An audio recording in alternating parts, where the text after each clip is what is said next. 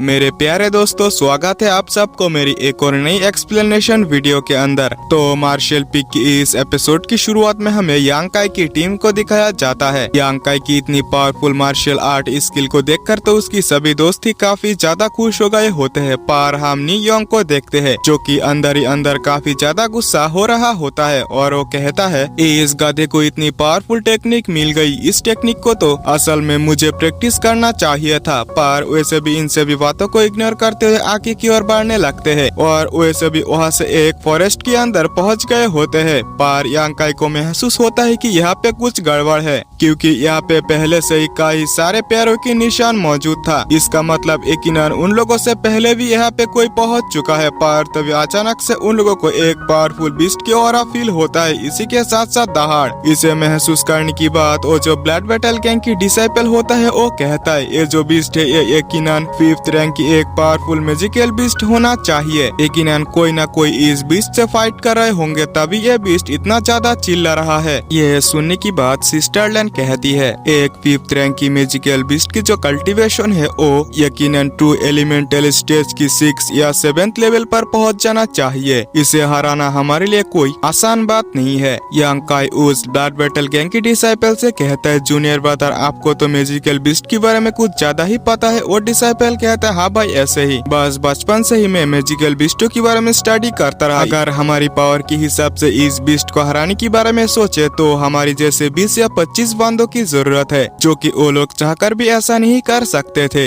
इस वजह से वो लोग इस चीज को देखने के बारे में सोच लेते हैं और तुरंत ही उस बीस्ट की ओर निकल पड़ते हैं। अब यहाँ से सीन शिफ्ट होता है और हमें लिंगजियो पेवेलियन और फेंगयू पेवेलियन की डिसाइपल्स को दिखाया जाता है जो उस बीस्ट से फाइट कर रहा होता है। असल में ये मैजिकल बीस्ट हाफ टाइगर और हाफ स्कॉर्पियन था और वो मैजिकल बीस्ट तुरंत अपनी पॉइजन से उनके ऊपर हमला कर दिया होता है। वे सभी अपनी एनर्जी का इस्तेमाल करते हुए एक शील्ड क्रिएट करते हुए उनसे बचने लगता है। असल में ये जो मैजिकल बीस्ट होता है वो काफी ज्यादा पावरफुल था, इस वजह से काफी इजीली उनकी शील्ड को डिस्ट्रॉय कर दिया होता है। यहाँ पे लिंगजियो पेवेलियन से होंग चेन भी मौजूद था जो कि इस बीस्ट के अटैक के अंदर काफी ज्यादा पीछे हो गया होता है। चांस मिलते ही वो जो बीस्ट होता वो तुरंत ही होंग चेन को मारने के लिए आगे बढ़ गया होता है। इस अटैक से मानो होंग चेन मारा जा सकता था, पर वो जैसे तैसे उस बीस्ट को पीछे करते हुए इस अटैक से बच गया होता है। चांस मिलती ही फेंगयू टावर यानी कि फेंगयू पेवेलियन की जो डिसाइपल होते हैं तुरंत ही उस बीस्ट के ऊपर हमला कर दिया था और फेंगयू पेवेलियन की जो सीनियर डिसाइपल होता है और इसका नाम फेंग जी होता है, फेंग जी तुरंत अपनी एनर्जी का इस्तेमाल करते हुए उस बीस्ट के ऊपर अटैक कर दिया होता है। वो काफी कोशिश करने की बाद फाइनली उस बीस्ट को इंजर्ड भी कर दिया होता है, जिस वजह से एक पावरफुल अटैक करते हुए उस बीस्ट को तुरंत ही शांत कर दिया था। पर इस अटैक को करने की बाद उसकी जो हाथ होता है वो काफी ज्यादा कांप रहा था, क्योंकि ये बीस्ट था ही इतना ज्यादा पावरफुल। असल में इसमें फेंगयू पेवेलियन के डिसाइपल्स ने लिंगजियो पेवेलियन के डिसाइपल्स का यूज किया था। इससे तो होंग चेन काफी ज्यादा गुस्सा हो गया था और वो कहता है तुम्हारे पास हिम्मत नहीं है कि तुम डायरेक्टली जाकर इस बीस्ट से फाइट करो, तुम लोगों ने उल्टा ही हमारे यूज करने की कोशिश की। ये सुनने की बात जो डिसाइपल फेंग होता है वो कहता है तुम लिंगजियो पेवेलियन से जी होंग चेन होना, पर तुम इस कैपेबल नहीं हो कि तुम मेरे सामने बात करो। सिवाय सुयान की लिंगजियो पेवेलियन के अंदर कोई भी ऐसा डिसाइपल नहीं है जो कि मेरे सामने खड़े हो पाए और मैं उन्हें कचरे से ज्यादा कुछ नहीं सोचता। ये सुनने की बात तो होंग चेन और भी ज्यादा गुस्सा हो गया था और वो मान ही मान कहता है अगर मैं तुम्हें हरा पाता तो मैं तुम्हें कब तक ही मर चुका होता। पर तभी वही पे यांग काई की टीम भी पहुंच गया होता है। यू शुआंग अपने सीनियर्स को देखकर तुरंत ही उनके पास पहुंच जाती है। इसके बाद जो नी योंग और सीनियर सिस्टर होती है वो भी तुरंत ही अपने साथी डिसाइपल्स के पास पहुंच गई होती है। वो जो ब्लड बैटल गैंग की डिसाइपल होता है वो कहता है यहाँ पे ब्लड बैटल गैंग की कोई भी मेंबर्स नहीं है, लगता है मुझे यहाँ पे ही रहना चाहिए और यांग काई भी यही पे रह जाता है। पर जी होंग चेन जो होता है वो यहाँ पे यांग काई को देखने की बात काफी ज्यादा गुस्सा हो गया होता है, पर वो इसे इग्नोर करने की कोशिश करता है।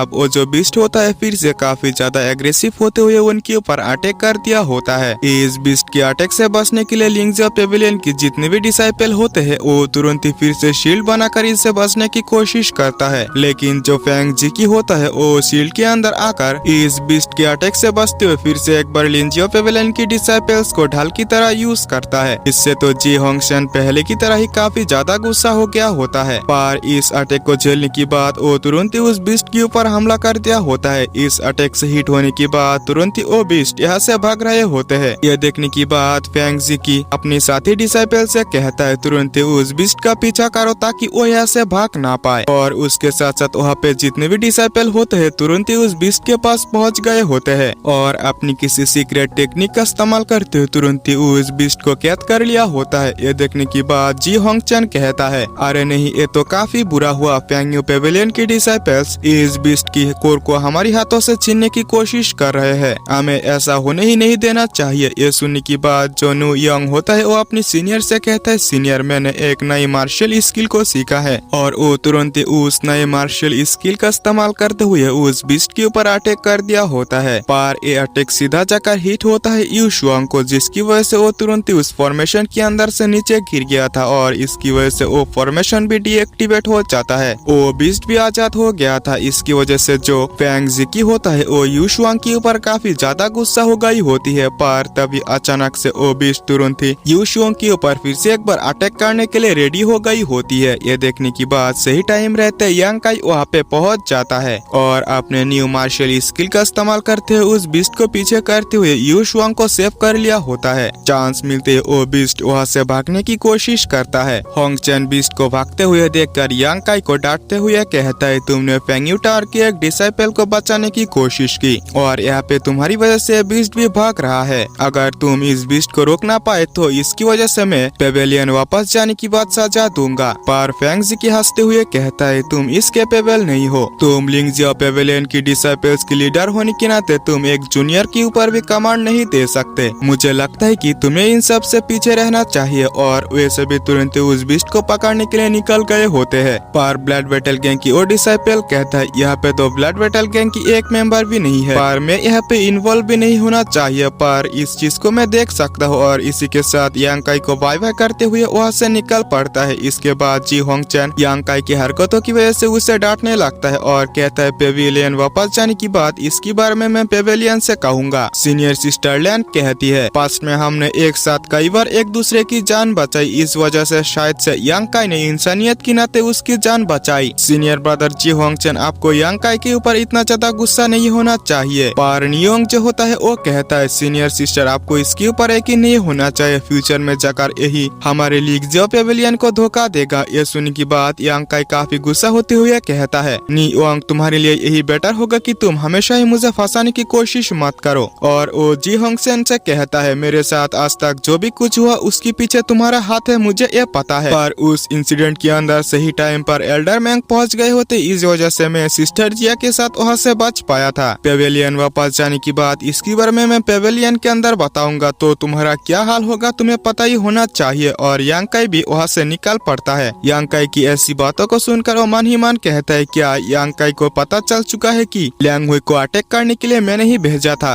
अगर एल्डर मैंग को इसके बारे में पता चलता है तो मेरी बचना तो काफी मुश्किल हो जाएगा। लगता है मुझे इसे यही पे खत्म करना होगा। और वो अपने साथी डिसाइपल से इसे मारने के लिए भेज देता है। इसी के साथ ये एपिसोड भी यही पे एंड होता है। तो अगर आप लोगों ने अभी तक हमारे चैनल को सब्सक्राइब नहीं किया तो प्लीज कर लेना और वीडियो को एक लाइक जरूर से कर देना ताकि मुझे मोटिवेशन मिल सके कि मैं जल्द से जल्द आप लोगों के लिए वीडियो ला पाऊँ। मिलते हैं नेक्स्ट वीडियो में, तब तक के लिए बाय बाय।